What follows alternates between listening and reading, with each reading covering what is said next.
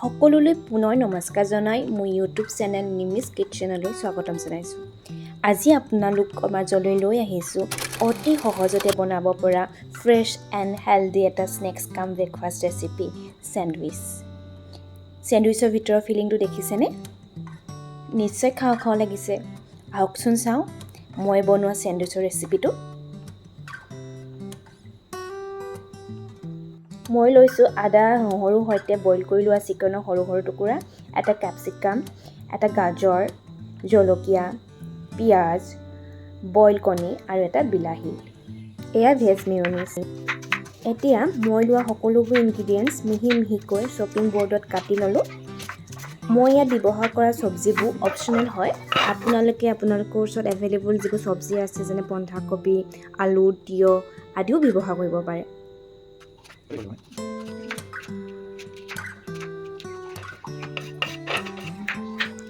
মই ইয়াত গাজৰটো এনেদৰে কাটিছোঁ। আপোনালোকে মিহিকৈ ফিলিং বনাব বিচাৰে যদি ৰুকনিত টুকিও ল'ব পাৰে।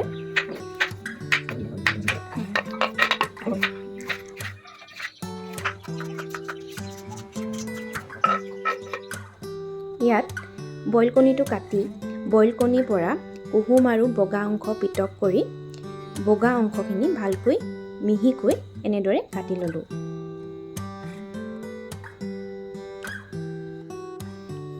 কণীৰ কুহুমটো বইল চিকেনখিনিৰ লগত দি ভালদৰে চামুচেৰে মিহলি কৰি ল'লোঁ, যাতে চাব ভালকৈ সকলোখিনি মিহলি হৈ যায়, গোটা গোটা থাকি নাযায়।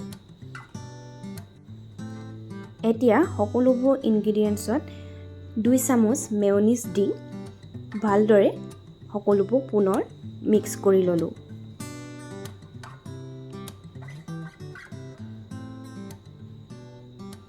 এনেদৰে মিক্স কৰিলে মেয়নিজখিনিয়ে সকলোবোৰ ইনগ্ৰিডিয়েণ্টছক ভালকৈ এটা বাইণ্ডিং দিয়ে।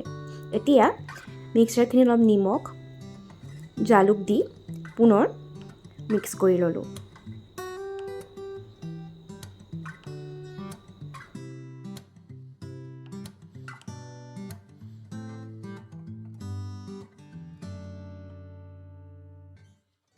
চেণ্ডউইচ বনাবৰ বাবে মই ব্ৰাউন ব্ৰেড ব্যৱহাৰ কৰিছোঁ। যিহেতু ইয়াক হোল গ্ৰেইনৰ পৰা বনায়, সেইবাবে মিনাৰেলছ, ফাইবাৰ এণ্ড ভিটামিনৰ কণ্টেও বহুত বেছি হয়, যাৰ বাবে ব্লাড চুগাৰ লেভেলো কণ্ট্ৰলত থাকে। এতিয়া বনাই থোৱা মিক্সাৰখিনি এখন ব্ৰেড স্লাইচৰ ওপৰত ভালকৈ ইউনিফৰ্মলি স্প্ৰেড কৰি ল'লোঁ।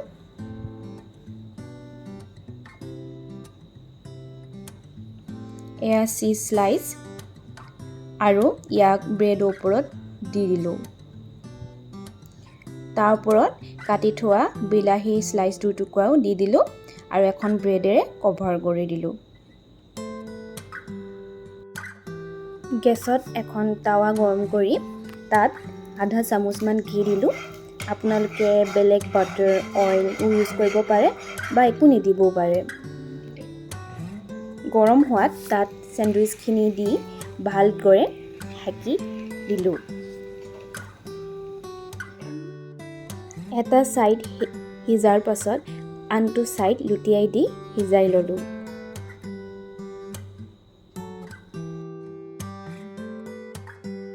চেণ্ডউইচখিনিৰ ওপৰত অলপ কালাৰ অহাত তাক টাৱাৰ পৰা উলিয়াই এখন প্লেটত থৈ দিলোঁ।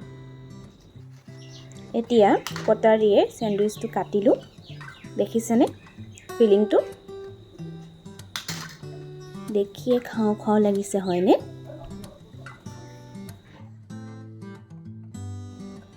এনেদৰে আপোনালোকে ঘৰতে সহজতে এই চেণ্ডউইচটি বনাই খাব পাৰে।